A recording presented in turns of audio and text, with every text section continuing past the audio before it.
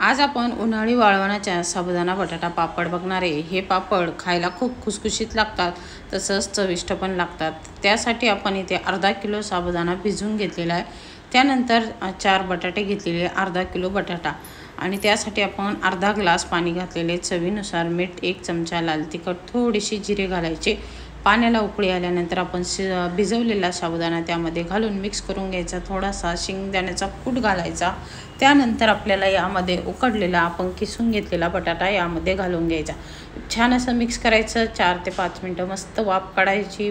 वाफ काढल्यानंतर आपल्याला इथे बघा छान असं शिजलेले बॅटर त्यानंतर बॅनरवर किंवा प्लॅस्टिकच्या पेपरवर चमच्याने 1 चमचा घालून आपल्याला ह्या पद्धतीने पापड घालून घ्यायचे। नंतर हे फॅन खाली सुकून घेतले मी सर्व आणि दुसऱ्या दिवशी 2 तास उन्हामध्ये वाळून घेतले। बघा पापड मस्त वाळलेले। आता आपल्याला हे तळून घ्यायचे। खूप मस्त साबुदाणा बटाटा पापड आपले तयार आहे।